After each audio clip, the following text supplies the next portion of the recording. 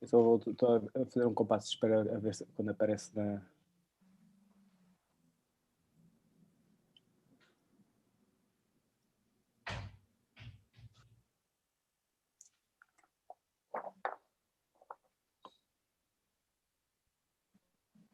Certo. Olá, sejam bem-vindas e bem-vindos ao primeiro de 3 debates do programa Pós-Amnésia Desmontando Manifestações Coloniais. Pós-Amnésia é um programa conjunto do Espaço Cultural Instituto. Só um momento, desculpem lá. Pós-Amnésia, como eu estava a dizer, é um programa conjunto do Espaço Cultural Instituto, do coletivo artístico Interstruct e da Associação Cultural Rampa. Que no Porto estas três entidades independentes decidiram formar um hub no âmbito da iniciativa VAHA. A VAHA é uma rede de diálogo composta por organizações culturais da Turquia e de outros países europeus, que visa sensibilizar e emancipar a sociedade civil face aos mais diversos desafios sociais e políticos. Pronto, a primeira iniciativa do Hub do Porto é este ciclo de 3 debates, com uma regularidade quinzenal, à quinta-feira à tarde, sempre às 19 horas de Portugal. E este ciclo de debates tem o objetivo é dedicado a desvendar, pensar e questionar vestígios do passado colonial da cidade do Porto. Mas para isso convidámos uma série de diferentes especialistas de várias áreas que irão partilhar as suas experiências a partir de diferentes geografias. São Paulo, Luanda, Lisboa, Porto e outras cidades. Pronto, como eu já disse, cada um dos debates decorre todas entre as quintas-feiras consecutivas. Cada um dos debates tem 3 temas. O debate de hoje intitula-se Monumentos e Memoriais. O segundo debate, para a semana 4 de março, intitula-se Rotas e Toponímia. E o terceiro debate, no dia 11 de março, intitula-se História e Cultura.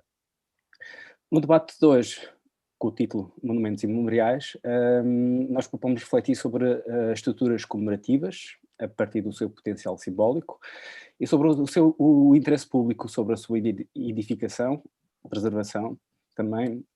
O debate será fomentado pela análise de monumentos existentes no espaço público, que perpetuam narrativas coloniais, mas também alguns de monumentos que oferecem uma contranarrativa considerada como dominante a partir de casos específicos no debate de hoje das cidades de Lisboa, Porto e São Paulo. Para isso vou apresentar muito sucintamente as pessoas convidadas para este primeiro debate.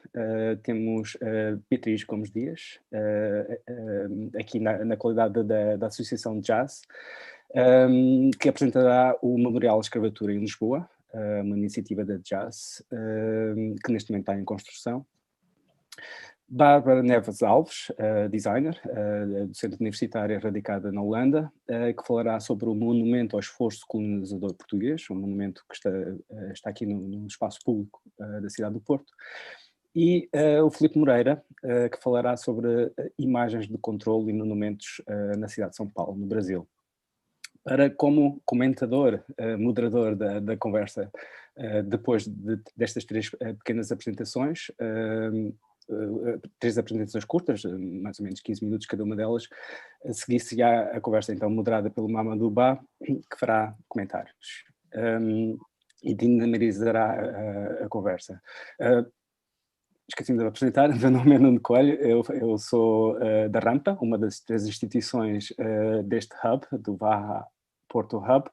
Serei apenas estou aqui na qualidade de anfitrião deste debate e aproveito para indicar que este debate está a ser transmitido em 3 plataformas em simultâneo, na página, no canal do YouTube da Rampa, no canal do YouTube do Instituto e na página do Facebook do Interstruct. Nestas 3 plataformas, as pessoas que nos acompanham em direto poderão colocar perguntas no chat e eu estarei aqui no papel de trazer algumas perguntas para debate que estejam a ser suscitadas para quem nos acompanha em casa. E acho que sem mais demoras eu passo as palavras às pessoas convidadas e eu agora vou-me retirar aqui não da sala, mas aqui da câmara para dar espaço às 4 pessoas convidadas e depois eu aparecerei outra vez no final. Obrigado por estarem aqui presentes. Agradeço também às pessoas que nos acompanham em casa e espero que a conversa seja frutífera. Obrigado. Até já. Obrigada, Nuno. Obrigado. Olá, boa tarde a todas e a todos, a quem nos está a seguir, de onde nos estiver a seguir. Queria primeiro agradecer o convite para participar deste painel. É sempre um privilégio aprender com pessoas de outras latitudes e saudar a presença dos nossos e das nossas convidadas e do nosso convidado. Não vou me alongar muito, eu vou-vos passar a palavra pela ordem que nós temos aqui, portanto, como anunciado.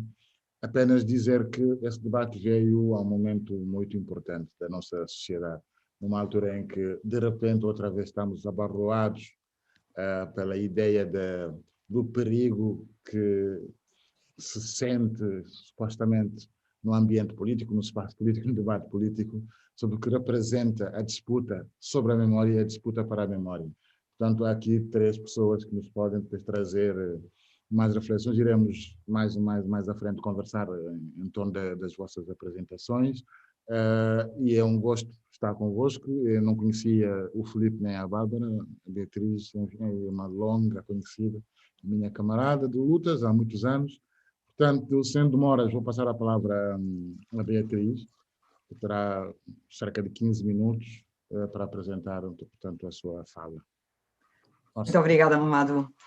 Olá a todas e a todos. Eu vou-vos falar um bocadinho sobre o Memorial de Homenagem às Pessoas Escravizadas, que é uma proposta da JAS, que vai ser construída na cidade de Lisboa, portanto, em parceria com a Câmara Municipal de Lisboa. Eu vou partilhar a tela para poder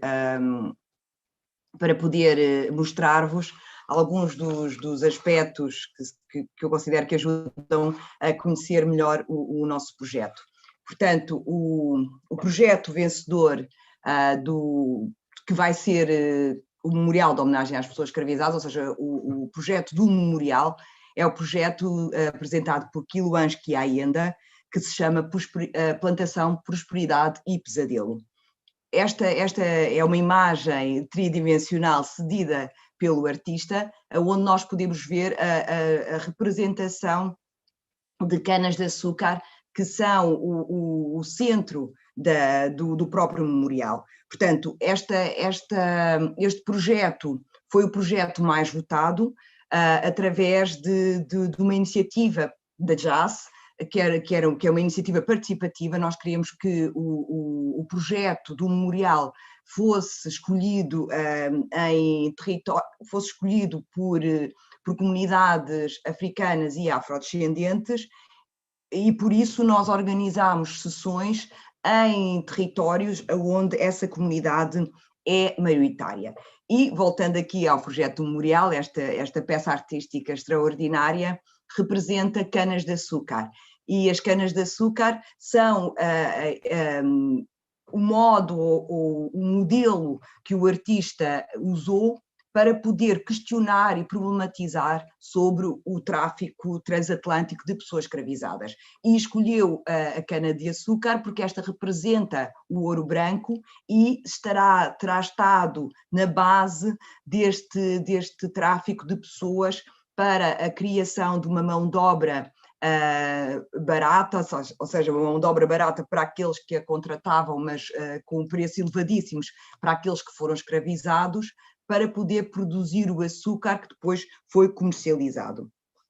Como eu disse, eu vou explicando o processo à medida que vos vou mostrando imagens de perspectivas diferentes do memorial. Portanto, esta é uma visão onde nós vemos um pequeno anfiteatro onde poderão ocorrer reuniões, celebrações e um ponto de encontro onde as pessoas se podem juntar para prestar homenagem, mas também para refletir, para conversar. Pronto, mas eu depois já vou mais aos detalhes do memorial.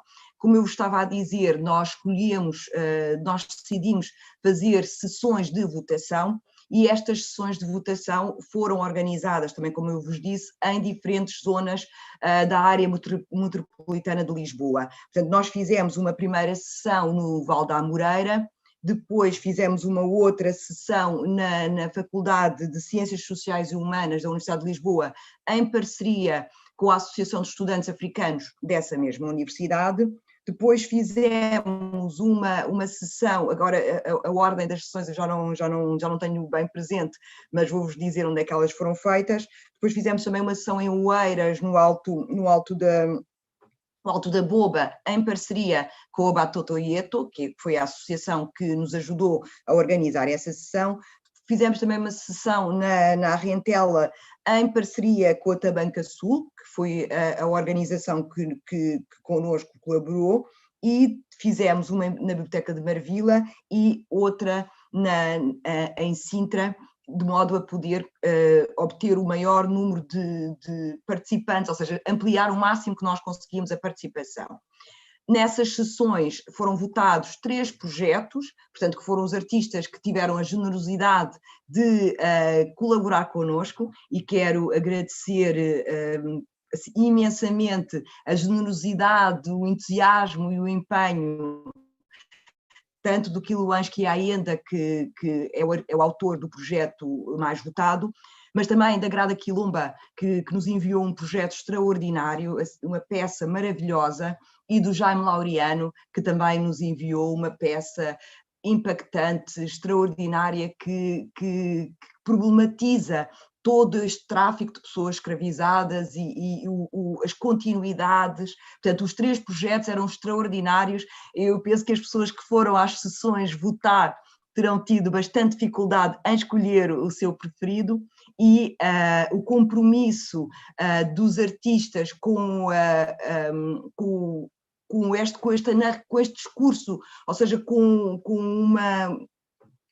uma perspectiva de problematizar o tráfico de pessoas escravizadas, mas também de contribuir para a construção de uma narrativa que disputa a narrativa hegemónica que está colocada no espaço público, foi extraordinário, e foi um processo muito entusiasmante e bastante emocionante também, ou seja, ler as descrições que os artistas nos enviaram das diferentes peças, fazer estas sessões foi bastante impactante. Depois nós aqui temos uma vista aérea do local onde o memorial vai ser instalado. Portanto, aqui temos o Campo das Cebolas, que já está requalificado, e vocês podem ver aqui a imagem de como o memorial irá ficar. Portanto, temos aqui uma peça, portanto, uma escultura, uma peça artística que vai dialogar com este território, que é, segundo os artistas, as historiadoras que nos apoiaram no grupo consultivo nos disseram, é das zonas onde fazia parte do eixo onde havia o tráfico de pessoas escravizadas. Portanto, é o eixo Caixo-Sodré, para aqueles que conhecem Lisboa, Caixo-Sodré, Campo das Cebolas, e estamos precisamente no Campo das Cebolas, à frente do rio, onde esta peça que representa tanto da história da cidade vai ficar colocada. Portanto, o memorial, portanto, este foi o processo para a escolha do projeto que irá construir o memorial, mas nós, antes desta etapa da seleção e das votações, nós construímos todos uns termos de referência que foram enviados aos artistas, e para a construção desses termos de referência, onde nós identificávamos as dimensões do memorial, onde também identificávamos a sua localização, para poder orientar os artistas na construção, nós criámos um grupo consultivo que nos apoiou na elaboração desses termos de referência. Portanto, o grupo consultivo era constituído por historiadoras, por ativistas, pessoas ligadas portanto, também museólogas e também curadoras de arte, portanto, pessoas ligadas à programação artística da cidade. E com este grupo consultivo a apoiar-nos, criámos os termos de referência e identificámos os artistas aos quais enviámos o convite para participarem no processo. Foram identificados 5 artistas, contudo, apenas 3 aceitaram, os 3 que eu disse, portanto, Quiluans Quiaenda, Grada Quilomba e Jaime Laureano, aceitaram participar no processo e enviaram-nos as propostas. Depois, agora, olhando para o que o memorial representa, qual é, o que é que discurso, que narrativa, que história queremos nós contar com o memorial? Portanto, há muitas histórias que são contadas no espaço público e nós sabemos que a história maioritária, aquela que reúne, como é que eu ia dizer, simpatia nacional e aquela que faz parte dos mitos nacionais, é uma história que glorifica os descobrimentos e procura ocultar todo o contributo de Portugal e o papel que Portugal teve no comércio de pessoas escravizadas e as consequências que daí resultaram. E para poder promover esta discussão e poder... aqui temos uma fotografia, peço desculpa, eu entusiasmei-me, fui avançando na minha apresentação e não segui a ordem. Temos aqui uma fotografia do artista, para podermos ter também, associar um rosto ao projeto, que é o Quiluans Quiaenda, que é o artista angolano, que vai construir o memorial de homenagem às pessoas escravizadas. Portanto, já está na fase do protótipo. O protótipo está a ser estudado e depois ele irá ser implementado ainda este ano. Portanto, e o projeto sofreu algum atraso e esse atraso resultou em parte da crise pandémica que nós estamos a viver e por isso não foram, as datas que nós anunciámos na página do memorial não são as datas que vão ser efetivamente concretizadas. Portanto, lamentamos isso, mas o memorial vai ser construído este ano, que também é uma excelente notícia que nos satisfaz bastante. Como eu estava a dizer, para nós podermos desenvolver toda a narrativa que nós achamos que associamos ao memorial, portanto, o memorial tem como principais objetivos prestar, e isto é um aspecto fundamental, o principal objetivo do memorial é prestar homenagem aos milhares de pessoas escravizadas que foram escravizadas, ou foram traficadas por Portugal durante os séculos XV e os séculos XIX. Portanto, esse é o primeiro objetivo. Portanto, prestar um tributo a estas pessoas, prestar um tributo à sua humanidade, não é? Prestar um tributo à sua subjetividade, também destacar e realçar a sua resistência e a forma como foram conservando, através de diferentes estratégias, a sua humanidade, que não era respeitada, porque estas pessoas eram tratadas como mercadoria e como portanto, o tráfico era uma atividade económica e essa atividade económica determinava determinados proveitos, portanto, e estas pessoas eram parte desses proveitos que aqueles que eram os donos delas obtinham. Portanto, nós precisamos de resgatar toda a humanidade destas pessoas e contrariar também, em certa medida, a narrativa que as exclui do espaço público e procura invisibilizar o contributo das pessoas de origem africana e afrodescendente, das pessoas escravizadas, porque é delas que estamos a falar, depois vamos falar das outras um bocadinho mais à frente, procura invisibilizar o contributo das pessoas escravizadas para o desenvolvimento tecnológico, para o desenvolvimento social, para o desenvolvimento cultural. Portanto, há várias dimensões da participação das pessoas escravizadas na construção da sociedade tal e qual como nós a conhecemos hoje, que é negada, que é ocultada e tem de ser resgatada.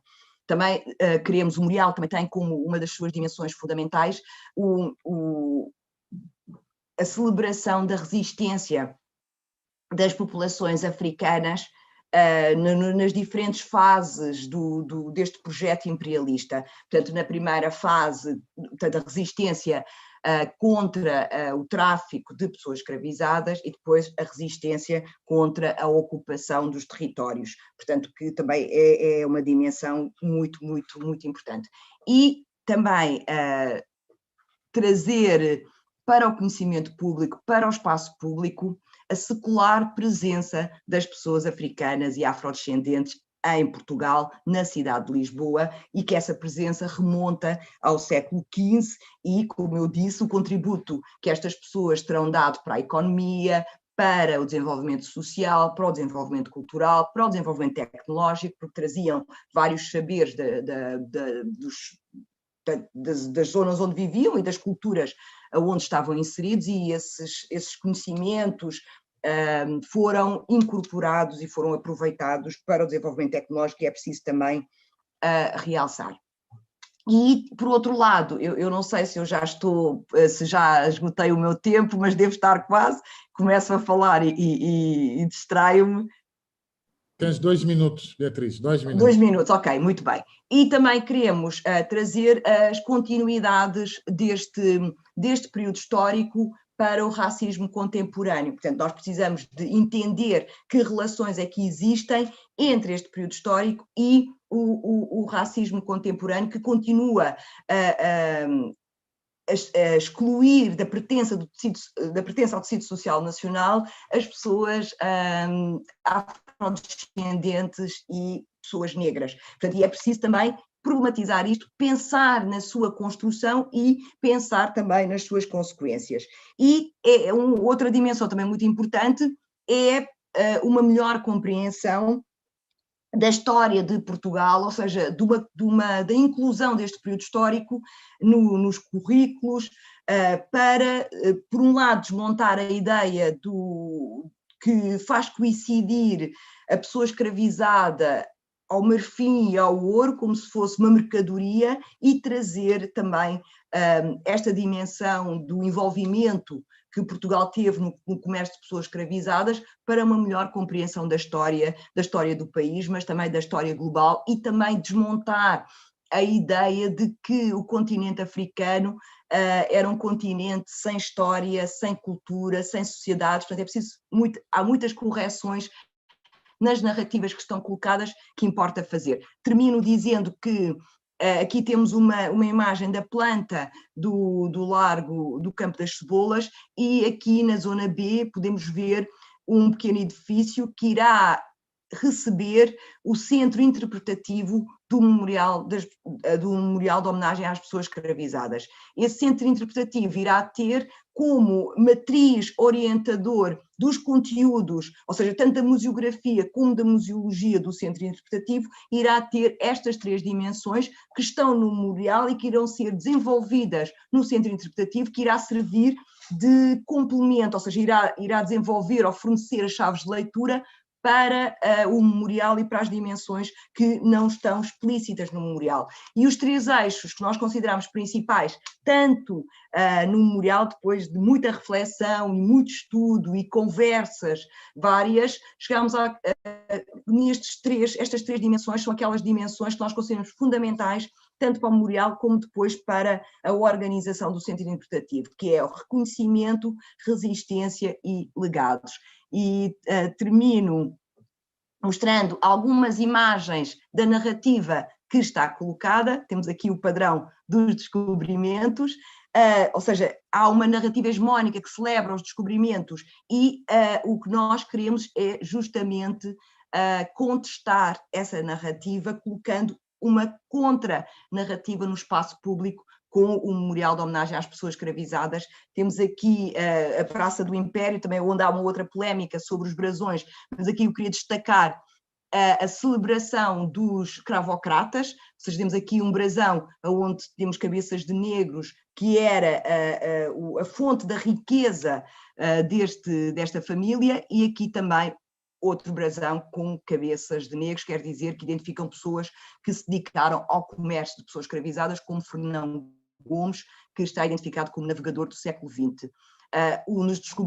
No Mosteiro de Jerónimos também temos aqui um exemplar de uma cabeça gravado uma cabeça de negro, também para sinalizar a origem do dinheiro que permitiu a construção, e as pessoas negras como não pertencendo ao tecido social nacional, representados de uma forma desumanizada, não têm corpo, não é só um torso, e estão do lado de fora da sociedade. E é justamente isto que esta narrativa que nós queremos contrariar.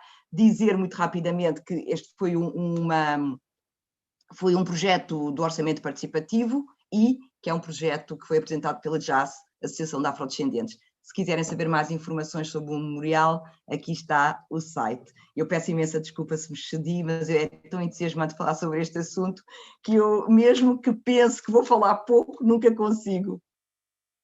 Terminei. Obrigado, Beatriz. Obrigado. Nós já teremos a oportunidade de conversarmos melhor sobre a tua apresentação, cruzando com as outras que se vão seguir. Passo de seguida a palavra à Bárbara Neves Alves, que nos vai falar do Monumento ao Esforço Colonizador Português. Olá, boa noite.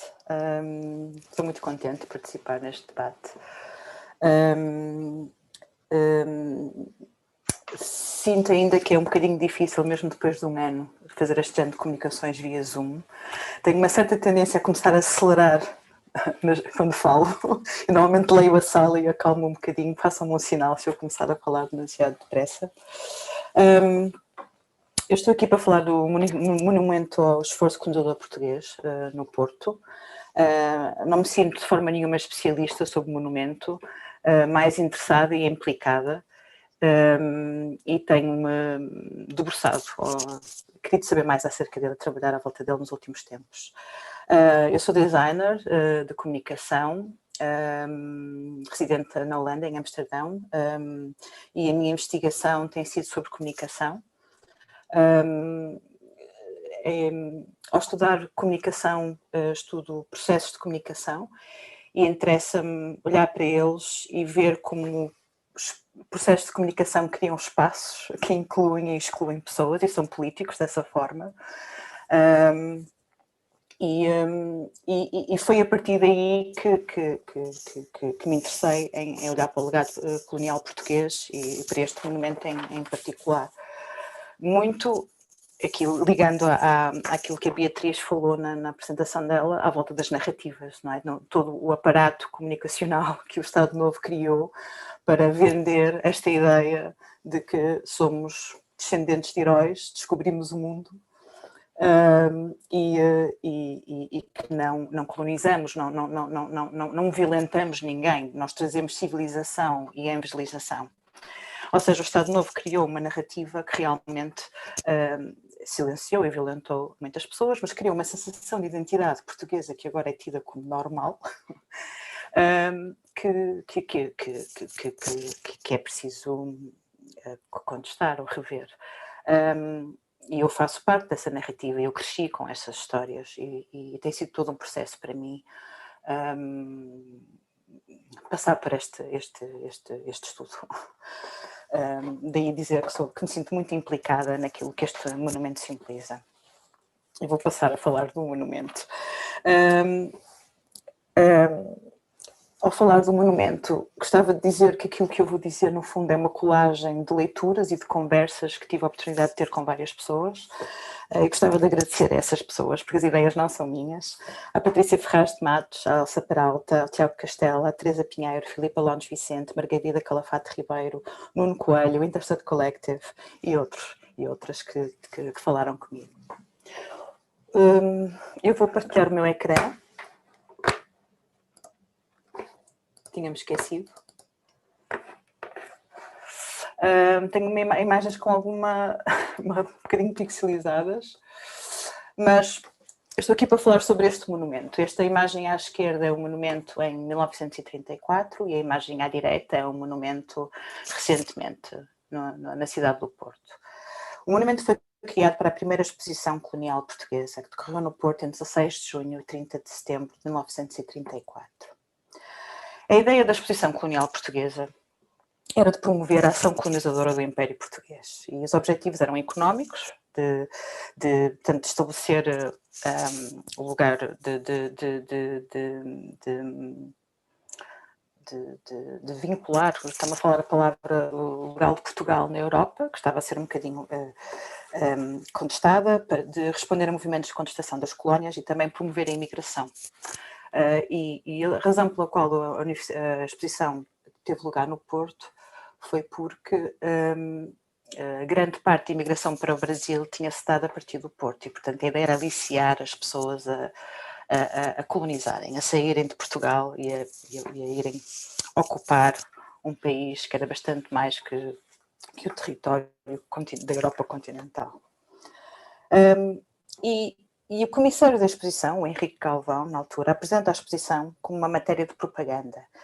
E usando as palavras de Henrique Galvão, uma expressão viva, animada e didática da política colonial. Que ele queria que fosse uma lição, que fosse feita não com palavras, mas com imagens vivas e com verdades animadas. E em termos de comunicação, isto cria uma forma muito particular de olhar para aquilo que é mostrado na comunicação, na exposição, porque as pessoas não iam, a ideia não era que as pessoas fossem ver para aprenderem, mas que fossem experienciar e sentir, que o olhar fosse muito mais político, muito mais ativo neste aprender acerca do Império. A exposição, tem aqui imagens, desculpem, eu esqueço de passar slides. A exposição decorreu no Palácio de Cristal, que foi transformado no Palácio das Colónias, que se pode ver aqui na imagem,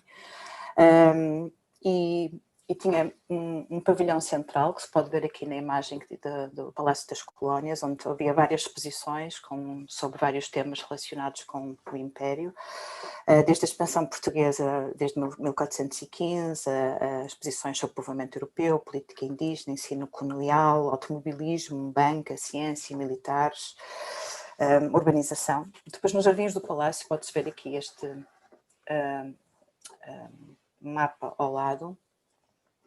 Havia ruas organizadas com nomes alusivos às colónias e com reproduções de monumentos, museu, restaurantes, casas de chá, comboio, cabo aéreo, e também havia aldeias, simulando aldeias de habitantes dos países colonizados, com pessoas trazidas desses países para habitarem a exposição. Encontrei 2 registros de números, não sei se algumas pessoas dizem 324, outras 185, não sei muito bem qual é a quantidade de pessoas que foram trazidas. Esta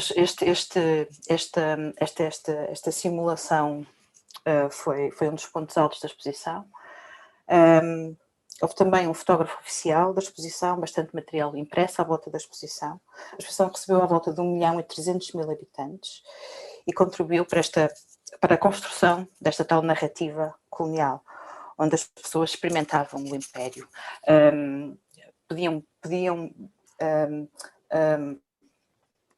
podiam sentir o que era o olhar do colono, experimentar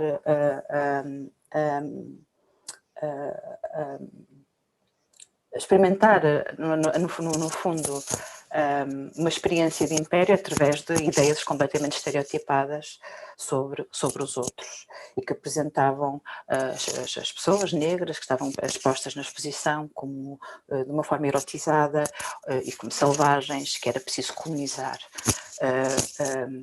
a civilizar, desculpem, colonizar não, civilizar, prontos a serem dominados. Portanto, a ideia toda era do colono, poderem experimentar esta ideia de está aqui um espaço para ocupar. O monumento, neste enquadramento, tem um lugar de relevo em frente ao Palácio das Colónias, tem 10 metros de altura e apresenta 6 figuras que personificam a colonização portuguesa. O guerreiro, o missionário, o comerciante, o caduceu, comerciante, o médico, o agricultor e a mulher. Cada uma destas figuras representada por um símbolo. Esse símbolo é para o guerreiro a espada, para o missionário a cruz, para o comerciante o caduceu, para o médico a serpente e o galo, para o agricultor a espiga e para a mulher proeminentes seios, símbolo da fertilidade e pouco mais. O monumento foi criado em gesso para a exposição. E a ideia era que depois da exposição fosse passado a granito para que ficasse situado, que se mantivesse no Palácio de Cristal, nos jardins. Em 1935, quando da celebração da restauração da independência, o monumento já estava no mesmo local, passado a granito. Mas em 1943 decidiu-se que o monumento não se enquadrava bem no jardim e que ia para a Avenida das Tílias, outra zona do Porto. No entanto, havia outra estátua na Avenida das Tílias que não se conseguia mudar de sítio e o monumento acabou por ser desmantelado e guardado num espaço do Palácio de Cristal. Agradeço esta imagem ao Nuno Coelho, que está aqui hoje. Isto é uma capa do Adriano Correia de Oliveira, com as figuras, provavelmente no espaço do Palácio de Cristal durante esta época. Em 1954, o Presidente da Comissão Nacional da Arqueologia, Dr. Manuel Fonseca e Figueiredo, quando perguntado acerca do monumento e se ele não ia ser reerguido, diz que não existem razões de ordem estética que o justifiquem. 50 anos depois da exposição colonial no Porto, em 1984, o Presidente da Câmara do Porto, o Paulo Valado, decidiu recuperar o monumento e instalá-lo na Praça do Império, na Foz, onde ele se encontra hoje. E o que é interessante nesta mudança para a Praça do Império na Foz é que não se trata só de um monumento colocado na Praça do Império.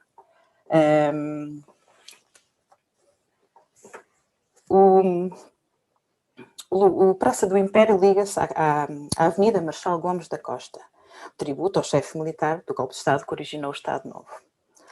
A Rua Dom Nuno Alves Pereira, outro herói nacional do Estado Novo,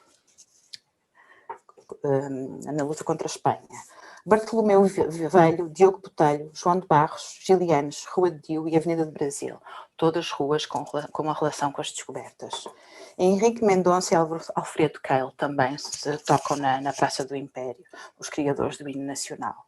Mas o que eu acho que é interessante nisto é que, no fundo, este monumento veio do contexto da exposição colonial portuguesa, é trazido para a Praça do Império, por um contexto toponímico, que traz todo o contexto, toda a envolvente, toda a narrativa da exposição nas ruas e no tracejado da própria cidade onde ele é incluído. No fundo, ele tem aqui uma casa à volta.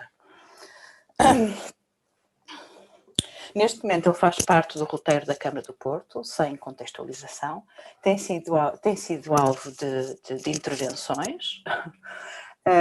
Encontrei algumas notícias da parte da Câmara Municipal do Porto a informar que houve um grafite e que foi limpo, mas também sem contextualização, sem qualquer tipo de envolvimento ou discussão à volta deste assunto.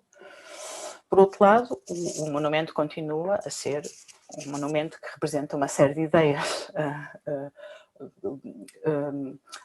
muito próximas de toda a narrativa do Estado Novo e onde, por exemplo, o Partido da Renovação Nacional celebrou o 1º de dezembro.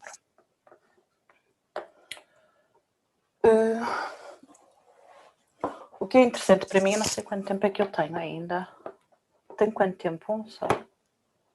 Tens 3 minutos. 3 minutos, ok.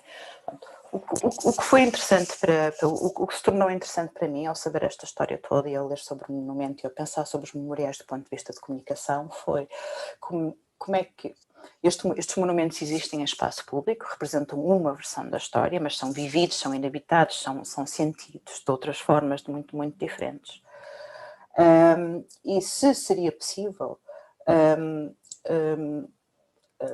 trabalhar à volta do monumento de forma a criar pontos de discussão, pontos de diálogo, práticas que ajudassem a que houvesse uma reinscrição do monumento na cidade, um debate localizado, outro tipo de diálogos que mudassem um pouco as perspectivas ou que trouxessem, pelo menos que trouxessem este tema acima e com este tema todas as vivências, as histórias que estão agarradas à forma como as pessoas vivem estes símbolos em espaço público, para que eles se tornassem discutidos e vividos e falados. O meu trabalho ao pensar em como abordar este tema e como me situar também em relação a esta abordagem, decidi desenvolver duas linhas de trabalho, uma em que habito o espaço da estátua de uma forma mais próxima, em que passo algum tempo com o monumento e que tento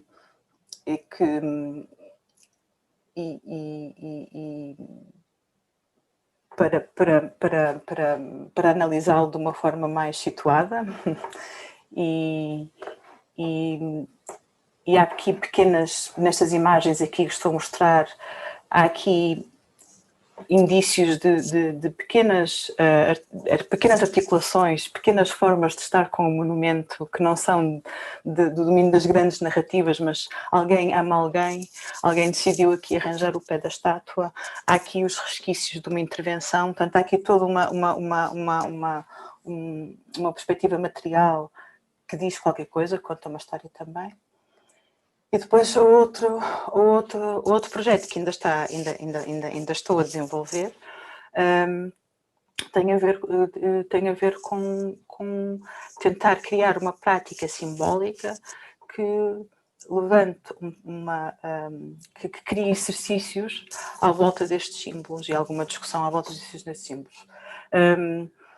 Aquilo que eu fiz foi criar moldes dos vários símbolos das estátuas, que eu agora procuro, numa segunda fase, trabalhar. E o que é que acontece quando nós contextualizamos, quando nós alteramos, quando nós remoldamos, quando nós deslocamos estes símbolos para diferentes locais? Que tipo de conversas é que nós conseguimos encontrar à volta destes movimentos? Estou aqui um bocadinho atrapalhada com as horas, acho que devo estar mais ou menos nos meus 15 minutos. Já ultrapassaste os 15, mas podes concluir se quiseres.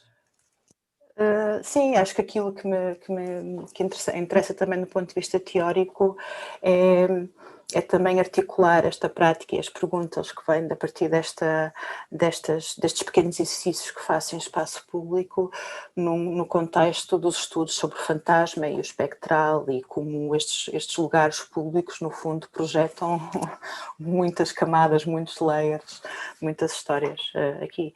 E depois, outro aspecto que eu gostava de salientar, que tem sido também complicado para mim, é o meu próprio posicionamento, não é? Quem sou, como é que eu me posiciono aqui, quem sou eu? Estou sempre a questionar, não é? Quem sou eu para reproduzir estes símbolos? Como é que eu faço? Pronto, há muitas questões que vêm para o meu projeto a partir daqui. Já chega. Obrigada. Obrigado, Bárbara, por esta belíssima apresentação. Agora vou passar de seguida já ao Filipe Moreira, que nos vai falar de imagens de controle e movimentos. Olá. Obrigado. Obrigado a todos e todas. É um prazer estar aqui. Vou começar compartilhando a minha tela com vocês. Bom, pelo meu sotaque, acho que deu para perceber que eu sou brasileiro. Vocês me avisem aí se vocês estão vendo a minha tela, que vocês chamam de ecrã, não é isso? Certo. Bom, primeiro eu queria agradecer mais uma vez a todo mundo, em especial a Lara Ferreira, que me indicou para essa mesa hoje. Eu vou discutir um pouco os monumentos na cidade de São Paulo, aqui no Brasil, e a partir da perspectiva das imagens de controle. Mas antes, eu gostaria de dizer que essa pesquisa, ela subsidia um projeto de lei da deputada estadual Érica Malonguinho, que tenta discutir, entendendo que a cidade ela tem uma função educativa, né? Ela tenta discutir e pensar maneiras de combater práticas racistas nos espaços públicos do estado de São Paulo, a partir da retirada dos monumentos que homenageiam pessoas ligadas à escravização dos espaços públicos da cidade de São Paulo, rever a nomenclatura dos edifícios públicos que também homenageiam esses personagens e também das avenidas, ruas e estradas que também homenageiam esses personagens. No caso específico dos monumentos, há a perspectiva de que se proíba os novos monumentos que o governo venha a promover nos espaços públicos e a retirada daqueles que já estão ali nesses espaços. E, para isso, propõe uma discussão, a criação de uma comissão formada tanto pelo Estado como pela sociedade civil para debater o futuro desses monumentos.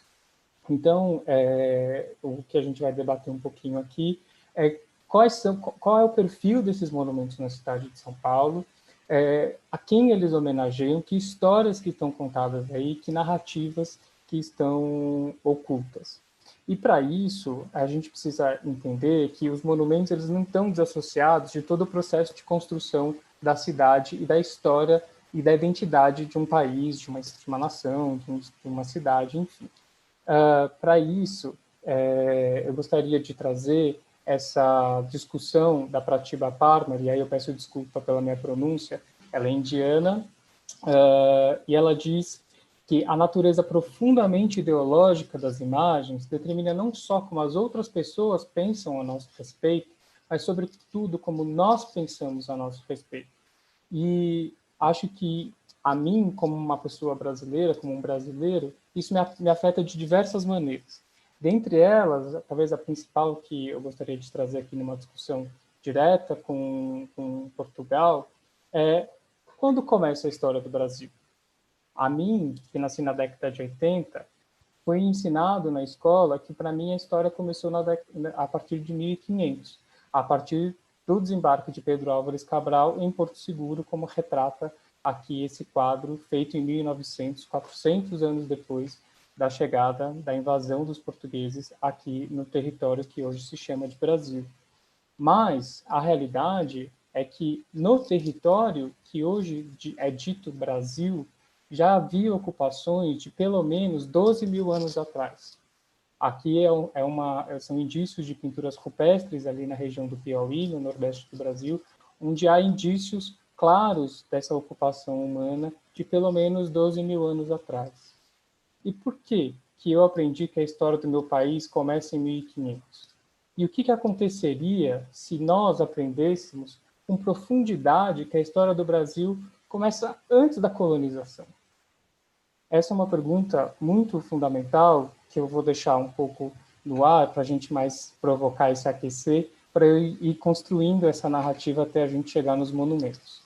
Bom, a segunda coisa que eu gostaria de trazer é que essa chegada, essa invasão dos portugueses no território que hoje é chamado de Brasil, trouxe uma série de elementos que estruturaram aquilo que nós entendemos como a nação brasileira. Dentre elas, eu gostaria de destacar duas coisas. Primeira, muito brevemente, o impacto que isso teve para os povos originários, também chamados de indígenas, e a escravização. Para a gente ter uma noção do impacto que foi, havia aqui no Brasil cerca de 3 milhões de pessoas morando, de pessoas indígenas ou de povos originários, e mais de 1.000 etnias com diferentes culturas, formas de se organizar e de se desenvolver perante esse território, e essa população foi dizimada. Se a gente comparar com 1957, havia apenas 70 mil pessoas identificadas como indígenas no território nacional. E, para além desse número gigantesco do extermínio, houve também, em termos quantitativos, há também termo qualitativo, no sentido de que das mais de 1.000 etnias, apenas 305 restaram aqui no Brasil e que a gente tem algum conhecimento sobre elas. Bom, o segundo ponto que eu gostaria de destacar é que a chegada dos portugueses também trouxe os povos escravizados para o Brasil. Dos 12 milhões e meio de população escravizada que chegou até as Américas, 5 milhões vieram para o Brasil, cerca de 40%, e de diversos lugares da África, com diversas etnias, diferentes povos, diferentes linguagens, diferentes culturas, e que todas são ditas aqui como africanas, como se fossem uma coisa só. Não são. Tinham diversas especificidades, e há uma questão importante da gente ressaltar também, é que, apesar de terem vindo de diversos lugares, 70% da população africana que chegou no Brasil era da Angola.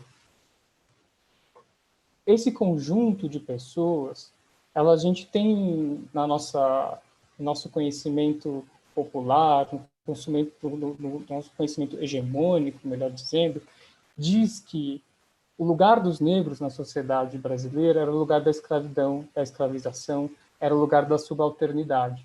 Quando, apesar disso tudo ser em parte verdade, havia outras histórias, outras narrativas que estavam acontecendo enquanto a escravização acontecia, e depois da escravização também.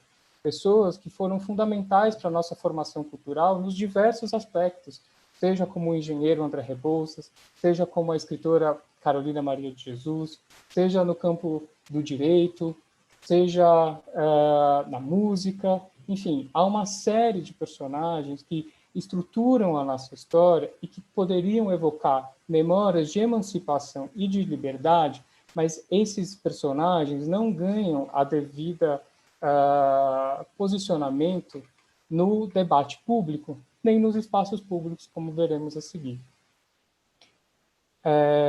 Como eu disse, a gente começou essa pesquisa para subsidiar a discussão do PL 404 da Mandata Quilombo. Isso a gente começou o ano passado, na época eu estava trabalhando no Instituto Polis, levei essa pesquisa para o Instituto e coordenei junto com a Cássia Gomes, com essa Caneco, essa pesquisa. E o que a gente fez? A gente olhou dentro do site da prefeitura os dados georreferenciados que traziam o número de monumentos oficiais registrados na cidade de São Paulo. Naquele momento, haviam 367 monumentos. A gente olhou esse banco de dados e, a partir de uma pesquisa iconográfica, a gente foi identificando se esses monumentos eles homenageavam pessoas, se eram símbolos, se eram datas, e chegamos a 200 pessoas. Depois, a segunda etapa foi para esses monumentos identificados como pessoas, a gente tentou classificar qual era o gênero e a raça dessas pessoas na medida do possível. A gente identificou que das 200, 169 homenageiam homens e apenas 24 homenageiam mulheres. Dessas 169 que homenageiam homens, apenas 4 homenageavam homens negros, apenas 4 homenageavam indígenas e das mulheres, apenas uma homenageava mulheres. Entre as esculturas que homenageiam, né, pessoas indígenas aqui na cidade de São Paulo, 3 delas são genéricas. A gente não sabe de qual etnia, de qual cultura, qual língua, qual é de que lugar esses indígenas são indígenas, simplesmente indígenas.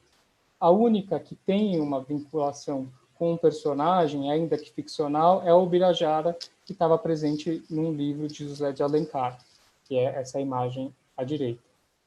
Eu não vou apresentar dos homens negros e vou direto para as mulheres negras, que é o foco do que eu gostaria de discutir a partir das imagens de controle.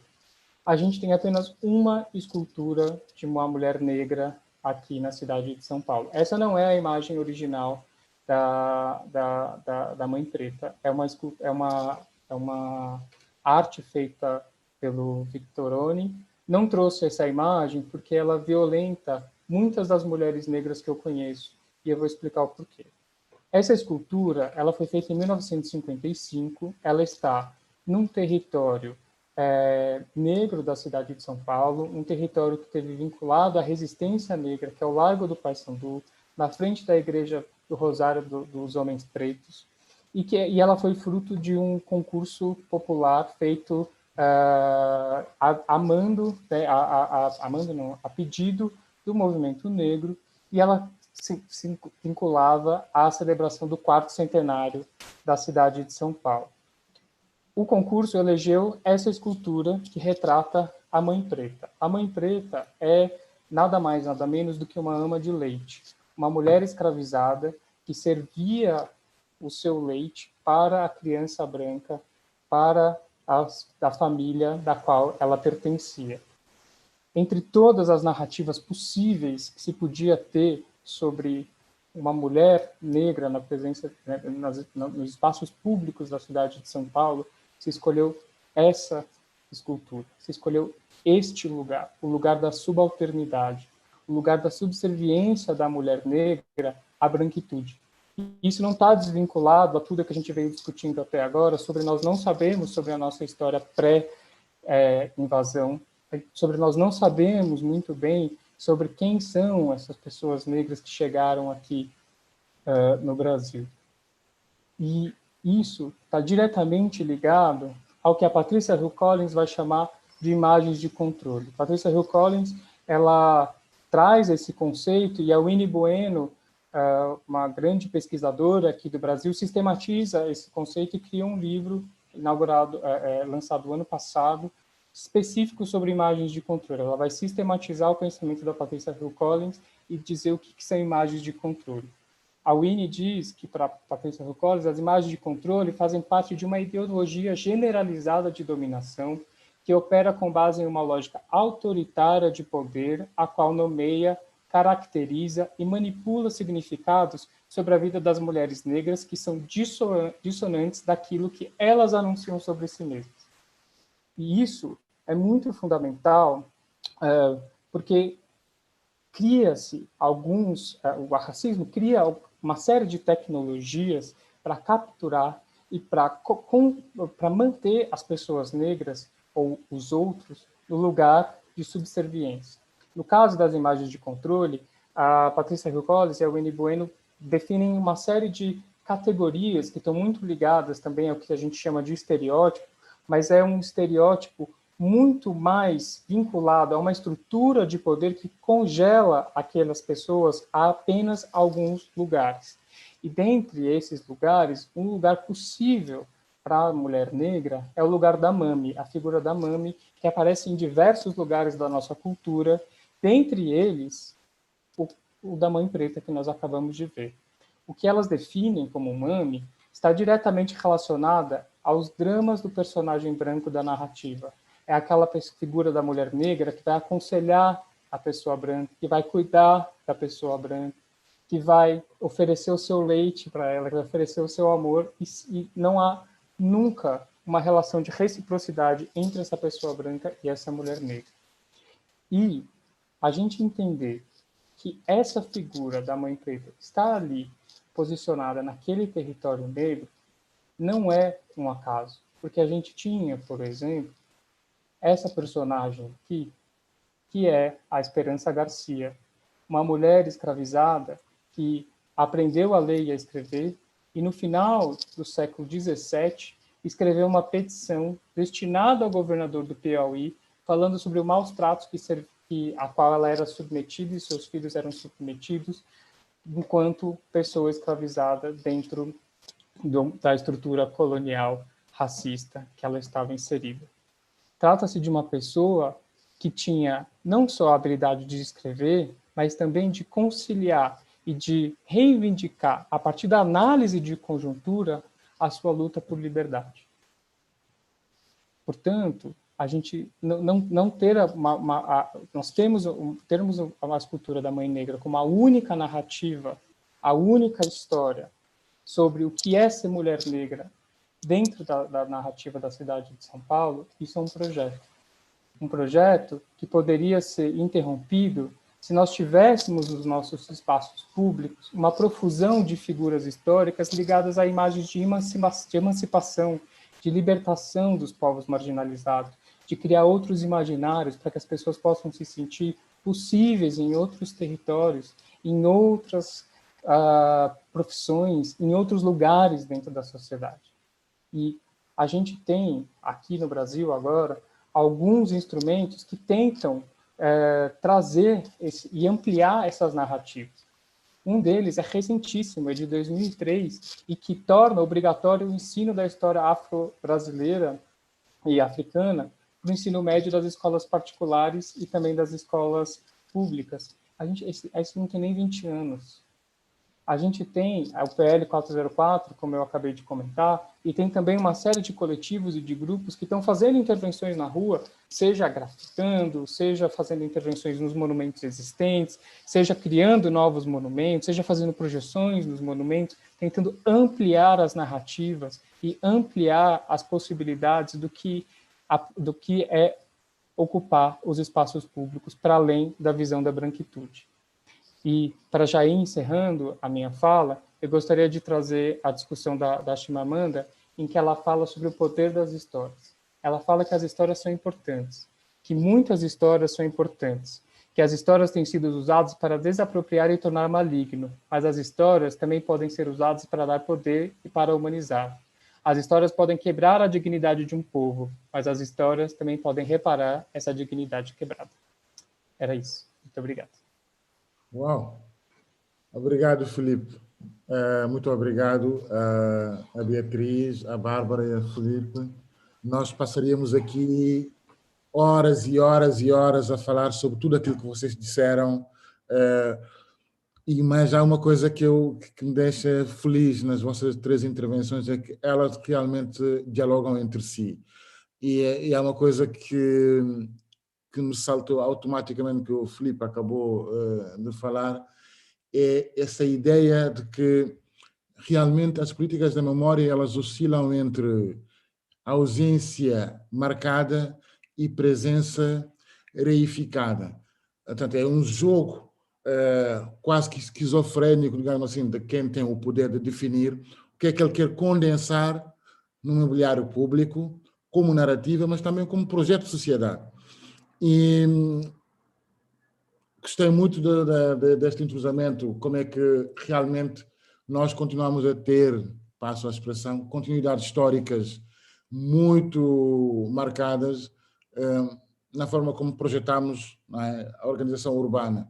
A toponimia é, no fundo, um repositório normativo, não é, e de narrativas, é um espaço de definição de linhas de pertença na sociedade, e, portanto, é uma forma também de disputar a memória, seja para que ela fique, para reificar uma coisa que pode violentar uma parte da comunidade, ou para apagá-la. Não é? Portanto, há sempre esse jogo de espelho entre a invisibilização e determinados corpos, narrativas, espaços que são invisibilizados, porque a única forma de manter uma determinada narrativa é que esses corpos e narrativas sejam invisibilizados. E essa tensão parece-me aparente em tudo aquilo que vocês disseram, tanto naquela descrição que a Bárbara faz da exposição colonial, que não é particularidade de Portugal, é uma particularidade daquela época em que a desumanização, a folclorização do corpo negro e do imaginário negro a partir de uma ideia da superioridade branca foi marcante durante todo o o início do século XIX e até meado do século XX, quase. Portanto, eu queria aproveitar disso para vos fazer uma pergunta cruzada aos 3, e vocês responderão como entenderem. Tem-se falado muito sobre o poder da narrativa. Vocês acham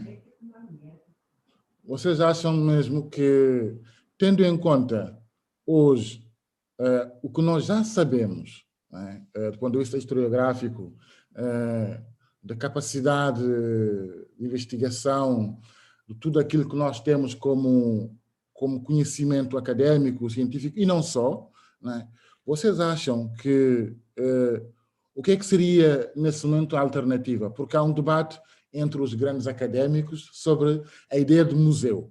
Será que o museu, ou a ideia de memorialização, né, a ideia de construir memórias, só por si, chegam realmente para nós redefinirmos hoje narrativas sobre pertença? Por exemplo, acho que não é inocente, pegando um exemplo concreto, no caso de Lisboa, logo a seguir a vitória da proposta da Jazz para o memorial às pessoas escravizadas, surgir logo uma avalanche de propostas sobre uma memorialização das descobertas, como se faltasse algo para sinalizar realmente as descobertas, não é?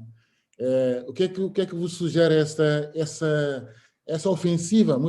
Sempre que há um espaço que se tenta conquistar do ponto de vista de reformular completamente a narrativa hegemônica, colonial, eurocêntrica, com uma hegemonia patriarcal eurocêntrica, vem logo outra vez dizer que não, nós precisamos de resistir, não é? O que é que vos sugere esta quase que eu chamo uma psicose coletiva em relação A herança colonial. Quem quer começar? Posso começar eu. Eu queria pegar a partir da pergunta que o Mamadou fez, mas também gostava de trazer uma outra dimensão. Ou seja, o trabalho que a JAS fez e o trabalho que a JAS está a fazer e a proposta que a JAS apresentou é justamente insere-se nesta disputa de narrativas. Ou seja, nós sabemos que o espaço público está ocupado por uma narrativa que celebra os descobrimentos, ou seja, que temos o padrão de descobrimentos como sendo, se calhar, o símbolo mais paradigmático dessa celebração, mas não é só. Temos a toponímia, como eu mostrei. Há várias dimensões da nossa vida pública e coletiva onde a celebração dos descobrimentos é o centro. Portanto, esta narrativa identitária que celebra os descobrimentos está presente no espaço público, está presente nos discursos dos presidentes da República, está na toponímia, está em produtos comerciais que também têm os descobrimentos como centro do seu marketing, está no próprio marketing da cidade. Portanto, é um mito muito enraizado na sociedade portuguesa e é hegemónico. Ou seja, toda a representação da Portugalidade, ou do que é ser português, se enraiza nos descobrimentos e na importância dos descobrimentos. E a JAS posiciona-se num espaço de ativismo político, de disputa dessa narrativa. E ao apresentar a proposta do memorial de homenagem às pessoas escravizadas, é concretizar essa disputa, que é uma disputa política, ideológica, mas que passa a ser uma disputa de espaço público. Ou seja, nós conseguimos ter a capacidade de conquistar a colocação no espaço público de um monumento que celebra o avesso dos descobrimentos, não é? Que celebra as pessoas que foram alvo da violência colonial, as pessoas que foram alvo da violência escravocrata, ou seja, aquelas pessoas que não estão representadas no espaço público português, que não estão representadas nos manuais escolares, não estão representadas na televisão, não existem no espaço público português. Portanto, porque por um lado são as pessoas escravizadas no passado, tanto entre o século XV e o século XIX, mas também são as pessoas racializadas no presente que não estão no espaço público. E é estabelecer esta ligação entre o que foi o passado escravocrata, imperialista, colonial português e o racismo contemporâneo. Claro que toda esta disputa e toda esta contranarrativa que está a ser colocada, que é uma narrativa que celebra a resistência, uma narrativa que celebra a humanidade, que celebra a subjetividade e a agência das pessoas escravizadas, ela contraria em várias dimensões a narrativa hegemónica construída sobre as pessoas racializadas. Portanto, quando nós estamos a contrariar a norma e a contrariar a cultura dominante, nós estamos de alguma forma a ser disruptivos sobre o que as pessoas conhecem como sendo o seu espaço de controle e de segurança, o seu local de poder. E quando isso acontece, há uma reação. Ou seja, a dominação está a ser contestada, há atores políticos que ganham a capacidade de contestar essa dominação, logo há uma reação para manter a norma, há uma reação para manter tudo no status quo, naquele lugar hierarquizado, em que determinadas pessoas têm um determinado poder e ocupam um determinado lugar e outras pessoas são subalternas, são incivilizadas, têm de ser trazidas à civilização. Portanto, é contestar esta narrativa que a JAS se inscreve na construção do memorial de homenagem às pessoas escravizadas, mas aprofunda e vai aprofundar com o centro interpretativo, aonde todas estas dimensões irão ser problematizadas. Portanto, aqui a disputa cultural continua e vai continuar. Ou seja, sempre que há um avanço dos grupos oprimidos, há uma reação da maioria social que beneficia dessa opressão para a manutenção da opressão. Portanto, eu acho que projetos comunitários e projetos vindo dos grupos das pessoas racializadas são formas também de contestar a hegemonia, porque assumimos uma agência e um protagonismo político que as pessoas racializadas, que é negado às pessoas racializadas, que é ocultado todo o protagonismo político que tiveram ao longo dos séculos. Então é resgatar essa história toda.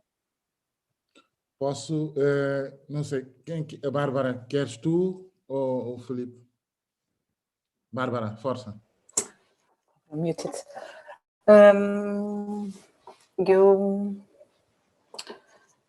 A minha resposta é muito intuitiva, assim, um bocadinho. Vejo narrativas, vejo este lugar da narrativa de várias formas. Uma é esta, não é? que a Beatriz referiu agora, que eu acho que é essencial e admiro a vossa coragem de trazer numa sociedade como a portuguesa, fazer força para que estes movimentos ganhem tração e consigam espaço público e lugar de fala.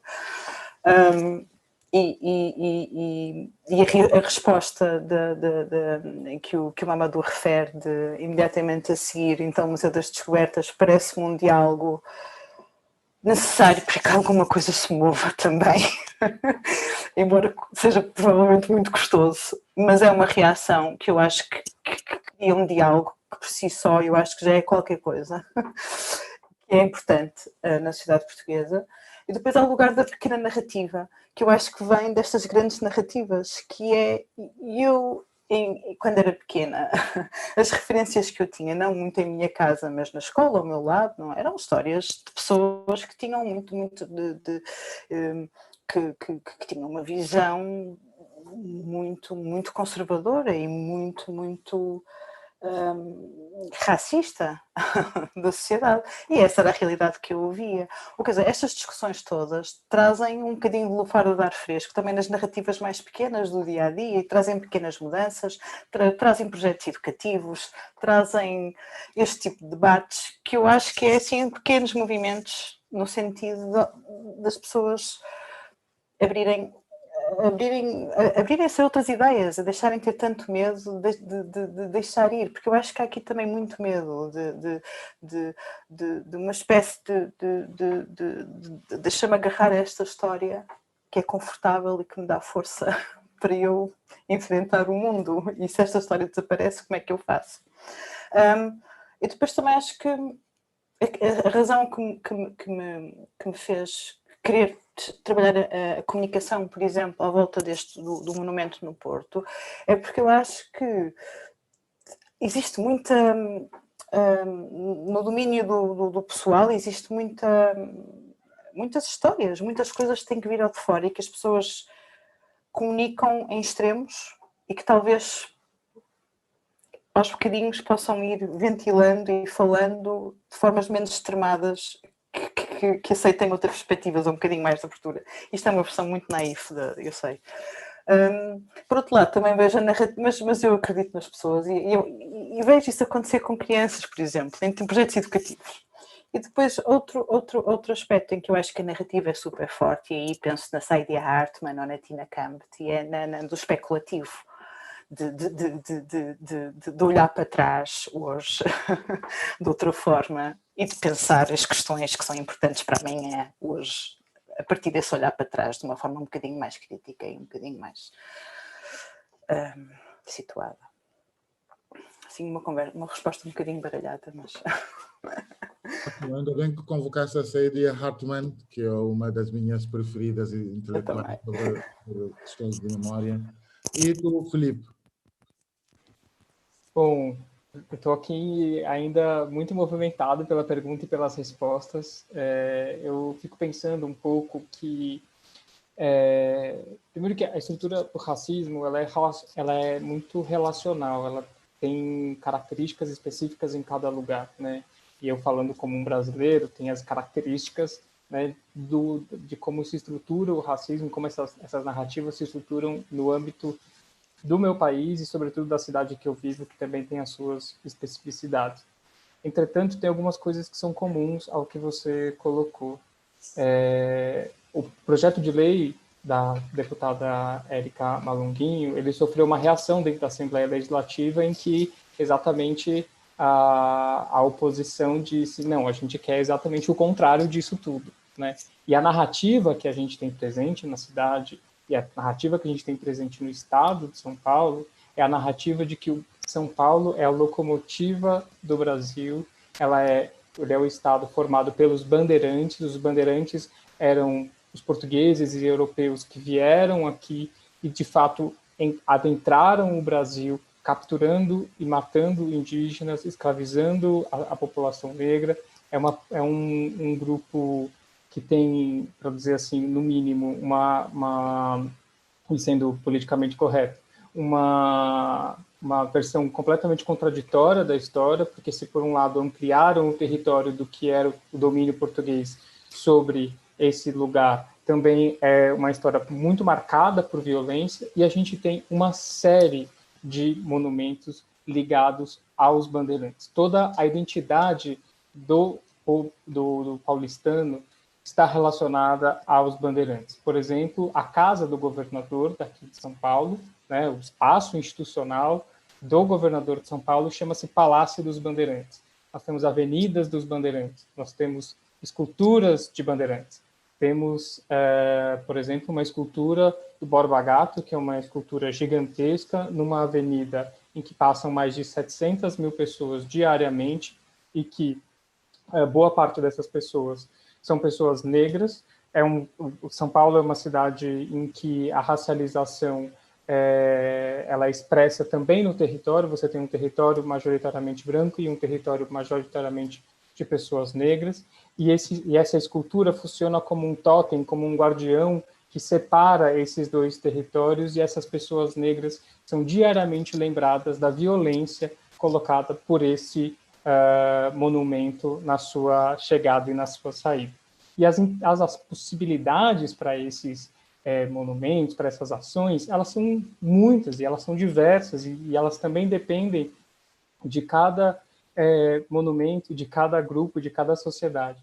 Quando a gente fez esse debate no ano passado, houve, por exemplo, uma proposta do Cartografia Negra, que vai aparecer aqui num próximo debate aqui com vocês, acho que na semana que vem, de que, por exemplo, algumas esculturas, como a do Borba Gato, deveriam ter suas cabeças cortadas. Mantivesse o corpo do monumento, mas a cabeça fosse cortada como uma lembrança de que isso sim existiu, foi violento, mas não vai mais ser permitido. Outras propostas eram, não, vamos colocar esses num museu específico, com um contexto, explicando o que eram essas figuras, qual era a importância delas. Enfim, outros falavam, não, vamos fazer uma intervenção em que na frente do Borba Gato teria, por exemplo, o Zumbi dos Palmares, que foi uma grande liderança negra aqui durante a escravização e que fundou um dos principais quilombos aqui do Brasil, que era o Quilombo dos Palmares, para equiparar esses dois personagens, ou mesmo fazer o Zumbi maior do que Borba Gato. Enfim, há muitas possibilidades de como a gente disputa essas narrativas, mas o que eu acho que é o centro do debate é que a gente discutir a presença nos espaços públicos dos monumentos, a gente está também discutindo a presença das pessoas negras de vida de carne e osso, né? E que essa presença ela é muito ameaçadora. A gente teve, por exemplo, aqui no Brasil, uma vereadora que ficou mundialmente famosa, Marielle Franco, porque foi exterminada justamente por ser uma mulher negra, periférica, bissexual, e que estava combatendo coisas muito grandes que estruturam toda essa aparelhagem do que é a violência hegemônica do Brasil. E ter, por exemplo, a deputada Érica Malunguinho, que é uma mulher trans, negra, do Nordeste brasileiro, ocupando essa centralidade do espaço do poder e propondo e reivindicando novas possibilidades de ação, como esse projeto de lei, é uma força muito fundamental que a gente precisa fomentar. E não só nesses espaços institucionais da política pública, nos espaços simbólicos do espaço público, mas também dos espaços da nossa vida cotidiana, nos espaços do trabalho, nos espaços, enfim, da estrutura toda do que conforma a nossa vida aí cotidiana. Também não sei se eu fui muito disperso, mas eu acho que é um pouco isso. Foi muito bom, foi muito bom. Queria ainda vos, se calhar, desafiar para uma outra reflexão, tendo em conta tudo aquilo que vocês os três disseram também, que me parece essencial, porque tem a ver com a ideia de coletivizar a reapropriação do espaço público, da memória, como é que isso processa, tendo em conta que nós temos uma elitização da oferta cultural, não é? E há uma ideia de que, para que não se faça nada, é como se o imobiliário público desaparecesse das dinâmicas culturais, da oferta cultural, da interpretação cultural da vida das cidades, não é? E isso afasta muitas vezes as pessoas racializadas no contato com esse espaço. E são quase, a Beatriz falava disso, a forma como, por exemplo, Lisboa agora está posta num postal para vender a turistas, mas são turistas que vêm saber de uma história contada que não interessa contar realmente a sua verdadeira, não é? O seu verdadeiro alcance, a sua dimensão em termos de violência real e simbólica.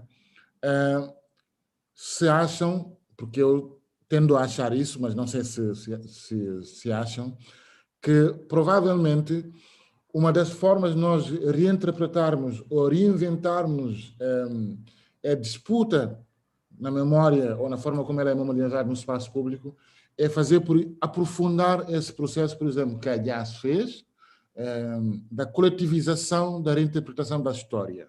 Não é? Ou seja, retirá-la completamente desse pedestal, não vou insultar ninguém, enfim, desse pedestal supostamente inalcançável para o entendimento da pessoa comum. Não é? Isso dificulta bastante, na minha opinião, até a capacidade de diálogo que a Bárbara falava há pouco, entre aqueles que estão apenas em pânico porque alguém lhes incutiu essa ideia de que se perderem esta herança ficam nuas, não é? Ficam desamparadas, e as outras que nunca tiveram possibilidade de se vestirem de uma posição hegemónica, que nunca poderão ter a possibilidade de a ter. Não vos parece que essa reinvenção da aproximação à cidade, coletivizando as práticas das reivindicações, é uma via? Não sei se quem quer começar. Eu posso começar, desculpa lá. É que as questões que o Mamadou colocou, em certa medida, o processo que nós conduzimos tanto da construção do projeto como depois da sua seleção, foram justamente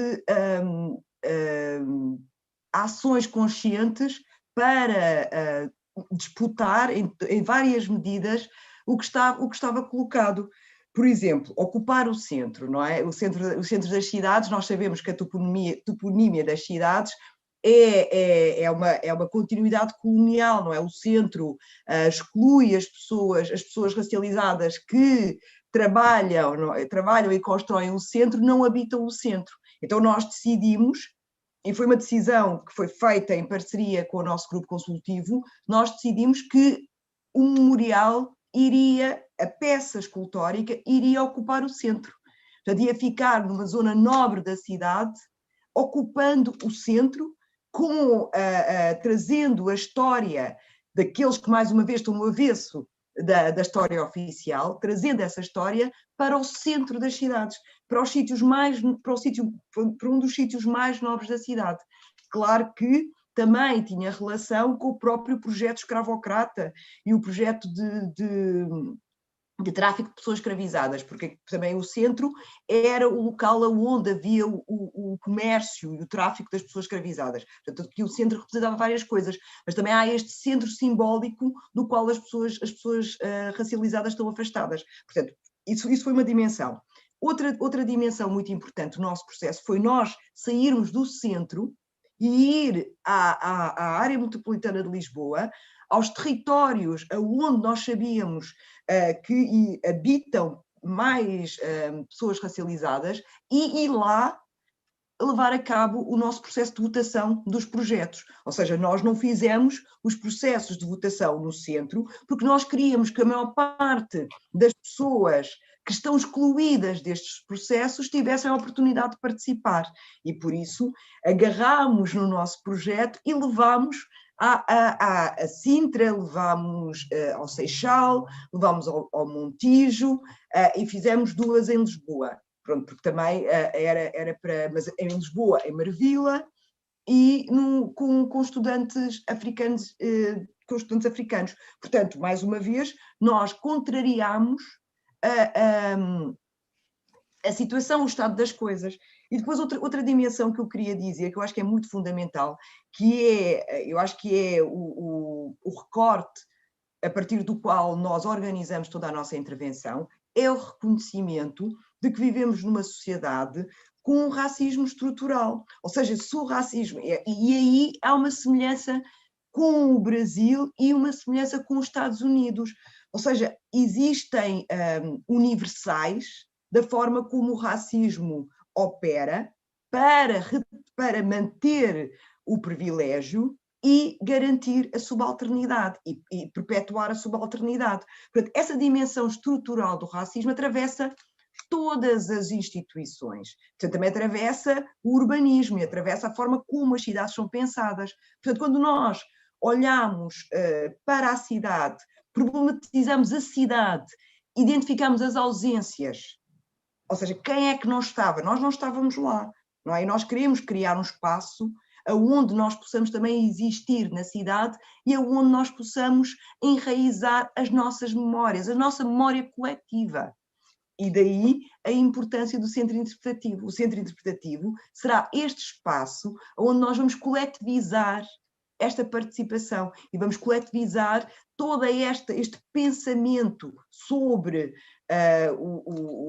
o racismo estrutural, mas principalmente sobre as pessoas negras que não estão representadas nas várias dimensões do espaço público. Portanto, o nosso projeto memorial é o produto de uma reflexão profunda que nós temos estado a fazer sobre a dinâmica do racismo estrutural, como é que o racismo estrutural nos vai retirando dos processos de cidadania, dos processos de participação, como é que vai destruindo ou ocultando ou mantendo uma ficção, não é? Uma ficção de superioridade, de incivilidade, de missão civilizadora, nunca revelando a opressão, a exploração, a ocupação e a ganância que esteve por trás do projeto colonial. Portanto, são todas estas dimensões que são importantes trazer e todas elas estão condensadas naquela peça escultórica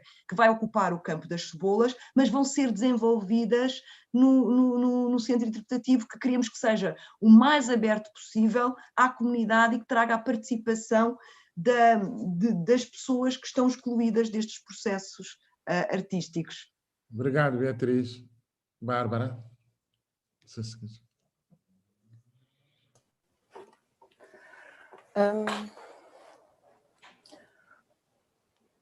Portanto, se voltar à pergunta, sim, sobre os processos, no fundo, horizontais de construção de espaço público, sim, eu acho que são essenciais, mas levantam questões de comunicação, não é? Se falamos em termos de comunicação e inclusão e exclusão, que perguntas é que se fazem? Quem quer participar? Como é que se entendem outras formas de fala ou de participação?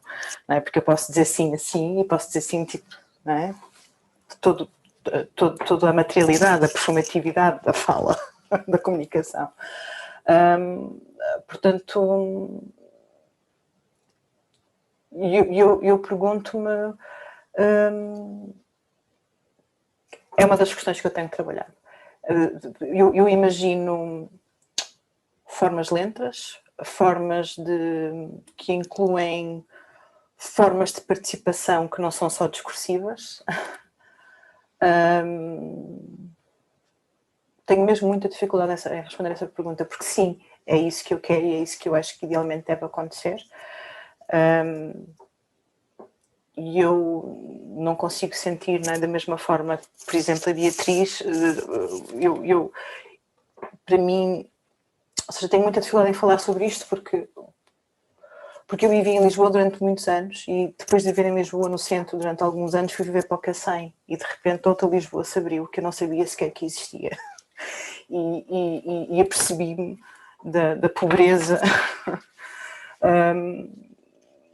como no centro de Lisboa faltava Lisboa também, não é? Há muitas Lisboas, mas eu demorei imenso tempo a perceber isso, não é? E portanto, como é que um centro faz sentido transformado, profundamente transformado e através de um processo lento, de uma forma de interação que eu não consigo imaginar. Mas posso talvez arranjar formas de criar espaços para que ela exista e que se inscreva, não sei. Bárbara. Filipe, depois temos uma pergunta de uma pessoa que está a assistir. Depois da tua fala, eu passo-vos a dizer qual é a pergunta. Sim? Tá certo. Bom, eu acho que a resposta da Beatriz traz alguns dos elementos que são muito importantes quando a gente vai falar de processos participativos, porque aqui no Brasil, muitos dos espaços participativos eles são muito aparelhados, então você chama quem você quer ouvir para falar o que você quer ouvir e aí pronto, a coisa resolve como se aquilo fosse o que todo mundo quer e não é, né? Então, eu acho que quando a Beatriz fala de ocupar o centro com um monumento que evoca uma memória num lugar em que as pessoas negras não têm essa presença e adotam como estratégia escutar não as pessoas do centro, mas as pessoas onde predominam as pessoas negras, eu acho que isso é fundamental. E eu acho que tem uma questão também, aqui no Brasil a gente tem uma pesquisadora branca chamada Lia Weiner, se eu não me engano, em que ela escreveu Entre o Branco, o Branquíssimo e o Encardido, e tem um relato que eu acho que é muito importante de trazer aqui, que uma das personagens lá que ela entrevista fala sobre o lugar dos negros na cidade. E ela fala assim, eu nunca vi uma pessoa negra na Avenida Paulista, que é uma das principais avenidas aqui de São Paulo.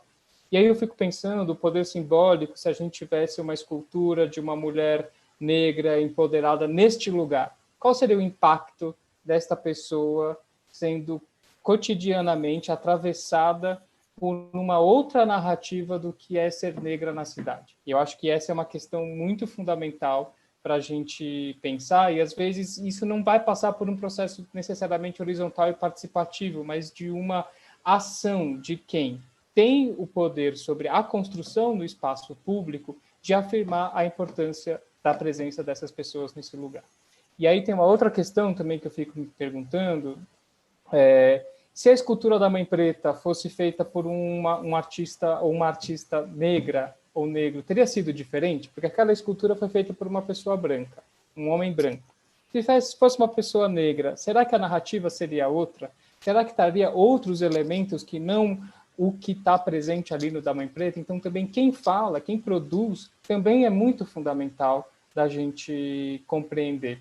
E, por fim, assim, tem outras formas de ocupar os espaços públicos e de consolidar narrativas, ou pelo menos fomentar outras narrativas, que é por meio da música, por meio do cinema. Aqui no Brasil, a gente tem, todo mundo sabe, a força do carnaval. A gente tem o carnaval aqui no Brasil, que, em parte, traz um reforço de uma das imagens de controle, que é a da mulata, mas também traz espaços de empoderamento e de construção de outras narrativas, como foi o samba enredo da Mangueira em 2018, se eu não me engano, em que trouxe, ou 2019, acho que foi 2019, em que trouxe outras narrativas sobre tudo aquilo que eu acabei de falar na minha fala sobre quem descobriu o Brasil, o que é descobrir o Brasil, será que se chama descobrir ou será que a gente está falando de uma outra coisa?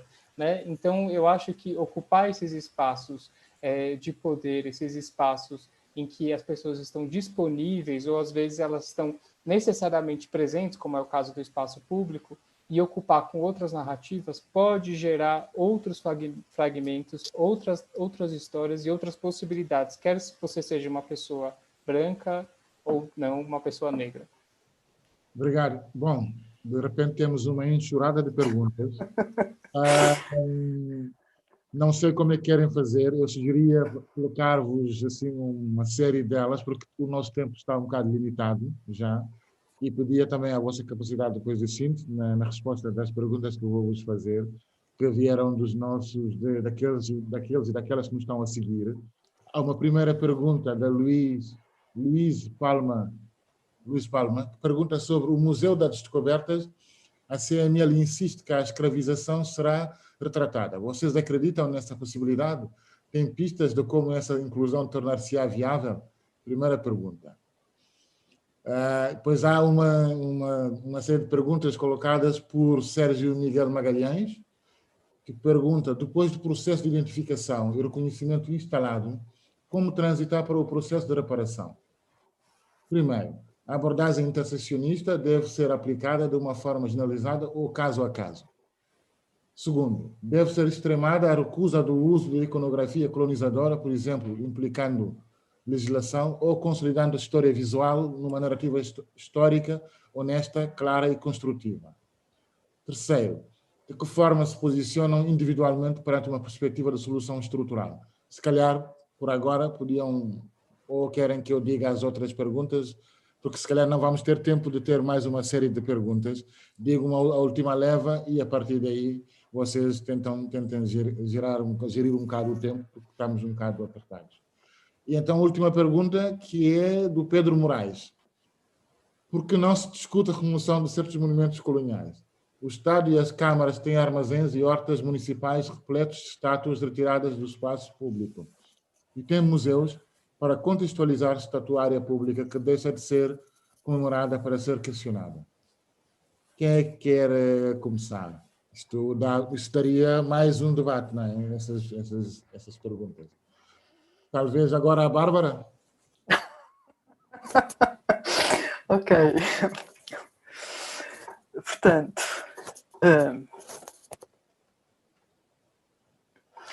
sobre o Museu das Descobertas retratar a escravização, eu acho que o que não faz sentido é o Museu das Descobertas em si, porque é uma idealização e, portanto, para mim não é tanta a questão de se a escravidão é retratada ou não, mas de que esse museu exista configurado dessa forma, porque perpetua toda uma lógica. Respostas rápidas, portanto, depois do processo de processamento.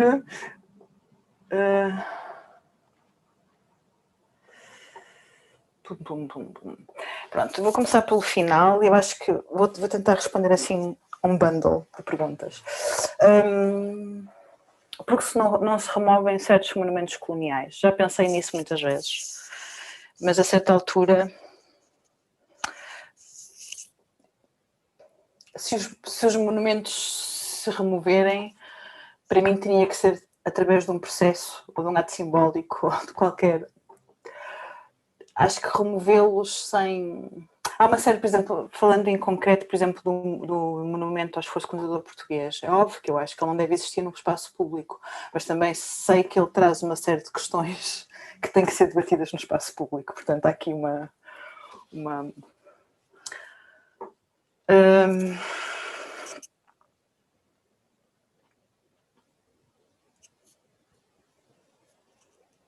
tenho muita dificuldade em saber que tenho pressão para responder de forma rápida a estas questões.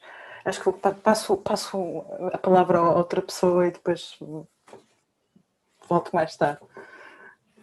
Beatriz, quer ser tu? Muito obrigada, Mamadou. Eu queria começar por responder à questão do Museu das Descobertas.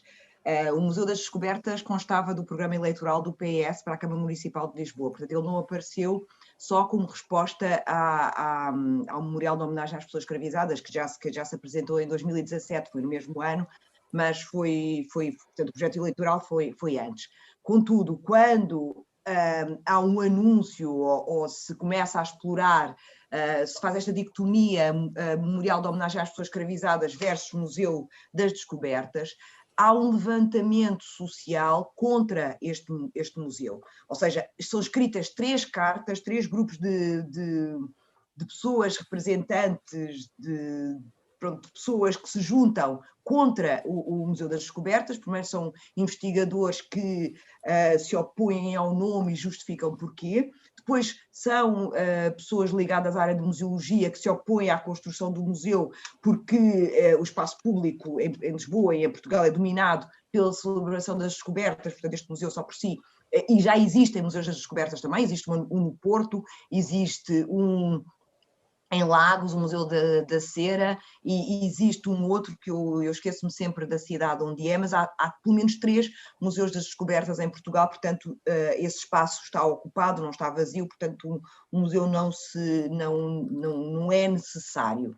Depois também houve um movimento criado, uma carta escrita por pessoas negras e afrodescendentes também a contestarem o imaginário, a reificação deste imaginário colonial que subalterniza as pessoas negras e remete-as ao lugar do incivilizado, daquele que foi dominado e que foi trazido às luzes porque vivia em sociedades que não tinham desenvolvimento adequado ao desenvolvimento da sociedade ocidental, ou seja, que impõe esta visão eurocêntrica, imperialista e colonialista, e toda esta contestação ao Museu das Descobertas, na minha opinião, colocou o projeto numa gaveta. Ou seja, o projeto não foi completamente descartado, a Câmara Municipal não diz que não o vai fazer, o Presidente da Câmara, em entrevistas recentes, no verão, aludiu novamente a este Museu das Descobertas, mas este é um ano de eleições, o museu ainda não foi concretizado, e eu penso que a pressão pública pode contribuir para que este museu não avance. E trazendo esta questão da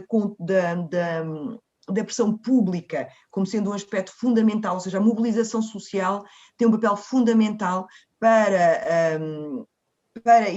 esta disputa de narrativas em que nós estamos envolvidos, mas também terá um papel fundamental para combater a negação, que é uma das dimensões mais ativas, que faz com que não haja, que faz com que alguns dos monumentos que simbolizam ou que reproduzem o imaginário colonial continuem a ser celebrados.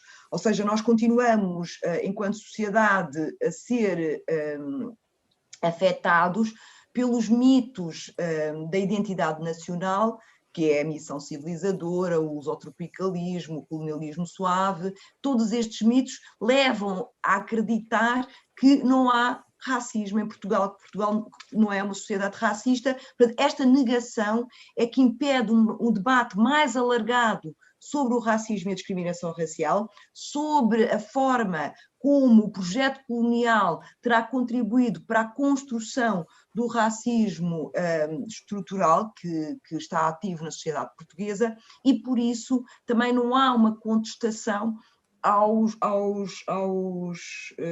às estátuas que reproduzem este imaginário. E fico por aqui para poder dar tempo ao Filipe, se ainda tiver tempo para voltar, ainda tenho algumas coisas para dizer, mas eu falo bastante, então eu por aqui. Obrigado. Filipe, força. Beatriz, é maravilhoso ficar te ouvindo, então você pode ficar falando aí que eu estou sempre aprendendo. Bárbara também.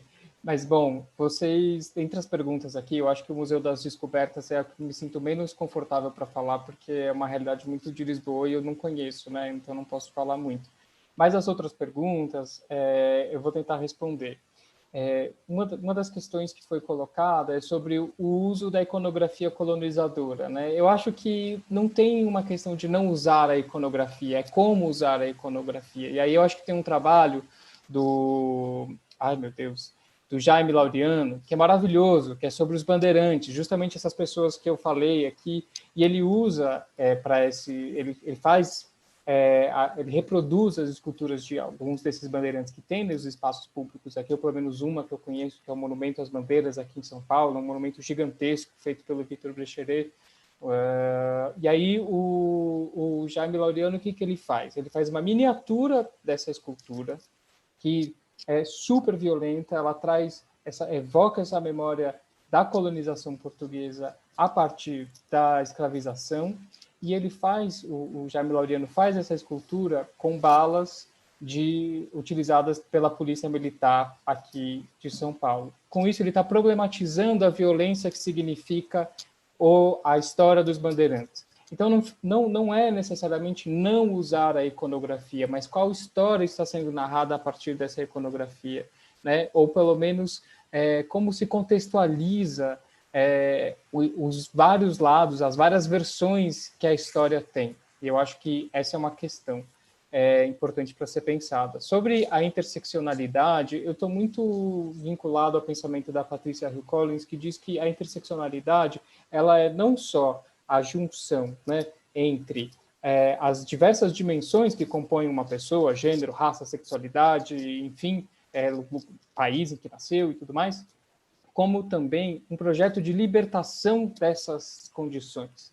Então, eu não consigo entender como a gente pode pensar num pensamento, pode imaginar uma possibilidade de libertação sem entender todas essas matrizes de opressão e como operar para desligar essas matrizes e transformar de fato a nossa sociedade em uma sociedade mais democrática e livre, sem pensar nessas articulações. Então, eu acho que não vejo muito como se fazer isso. E eu acho que isso também acaba respondendo a última pergunta que foi feita pelo Sérgio Miguel, que é sobre como eu me posiciono sobre a perspectiva de solução estrutural. Eu acho que as ações elas têm que ser sempre miradas nessa perspectiva da solução estrutural.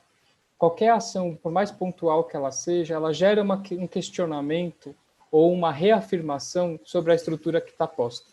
Então, eu não consigo também imaginar que as ações elas são descoladas de ações estruturais, pelo menos é como eu vejo o mundo, né?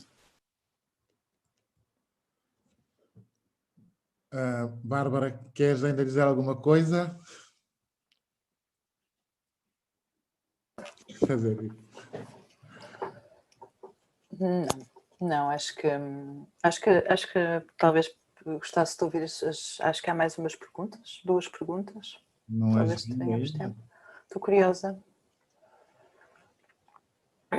Não vi essas perguntas. Eu já coloquei todas as perguntas que temos aqui no chat, pelo menos. O que tenho a dizer sobre o monumento de homenagem aos combatentes do ultramar recentemente anunciado e em construção no Porto? Pergunta de Paulo Moreira. Eu sei muito pouco sobre o monumento de homenagem aos combatentes do ultramar.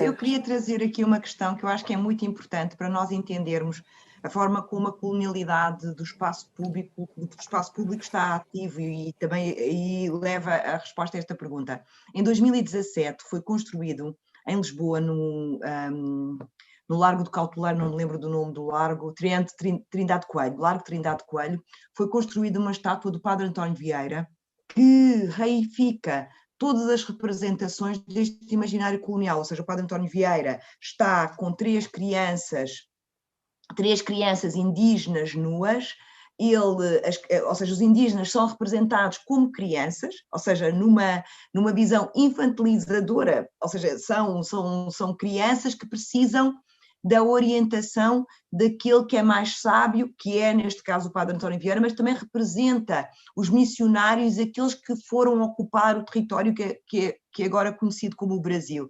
Então, nós estamos a ver que em 2017 é construída uma estátua que reproduz e traz todo o imaginário e o discurso e a narrativa que subalterniza os povos originários do Brasil, não é? As populações originárias do Brasil, e representa aqueles que ocuparam os territórios como sendo mais elevados, ou seja, o Padre António Vieira é representado como um adulto, não é? Uma pessoa grande, e também a importância, a imposição do cristianismo como sendo uma religião que que domina sobre as outras e tem mais valor sobre as outras. Mas, acima de tudo, o que eu acho bastante perturbante naquela estátua, para além de toda a iconografia, é a representação das pessoas indígenas como sendo crianças e que são protegidas. Ou seja, isto reifica a ideia da incivilidade, da inferiorização, da infantilidade, não é? Das pessoas, tanto as pessoas indígenas como as pessoas negras do continente africano, também são representadas como pessoas incivilizadas, pessoas infantis, incapazes de tomar decisões por si, não é? Sem agência, e que têm que ser conduzidos, orientados por aqueles que sabem mais, que muitas vezes, na maior parte das vezes, uma pessoa branca. Portanto, isto para dizer que, por um lado, estamos perante a negação, nós não conseguimos sair da negação, há uma negação ativa do racismo e, por isso, continuamos numa glorificação do projeto colonial, do que foi a colonização, porque isso é um projeto de poder, é um projeto de poder e de dominação, e esse projeto de poder e de dominação, tanto que garante que algumas pessoas se mantenham num lugar de subalternidade, para que estas pessoas continuem a ser exploradas. Portanto, é este o contexto, é esta a situação contra a qual nós estamos a combater. E é uma narrativa que faz associar o período colonial como a época de ouro. Os descobrimentos são a época de ouro, mas depois o período colonial é um período bom, em que a vida era boa. Portanto, e é isso que leva à adesão a estas propostas. Portanto, há uma discussão sobre a guerra colonial que não está feita, ou seja, há uma discussão sobre o colonialismo que importa fazer, importa aprofundar, não é? importa mesmo fazer esta discussão. E essa discussão não está em curso. Em grande medida temos um dique que impede essa discussão, que é a negação. E esta negação permite a glorificação, não é? Permite esta fantasia, que a fantasia colonial continue ativa e esteja a operar. Eu acho que, assim... Nós estamos muito apertados agora com o tempo. Eu, se calhar, vou convidar o nosso anfitrião a se juntar a nós para encerrarmos a conversa. Quero agradecer profundamente as vossas contribuições. Foi um debate muito interessante. Como é óbvio, 2 horas não chega para nós abordarmos a complexidade de um tema como este. O que eu retive, basicamente, desta conversa é que a forma como se conta, se mostra e se valoriza a construção de monumentalidade memorial é uma opção política para decidir o que conta, para que conta, como conta e para quem conta. Esse poder de definição das narrativas que contam para os arquivos da humanidade é responsável pela invisibilidade das partes significativas dos povos do mundo e da sua história. Este poder hegemônico impede fundamentalmente que se restitua à humanidade todos os seus arquivos que a compõem. E é por isso que descolonizar é a única forma de romper com a ideologia supremacista que se impõe como história única.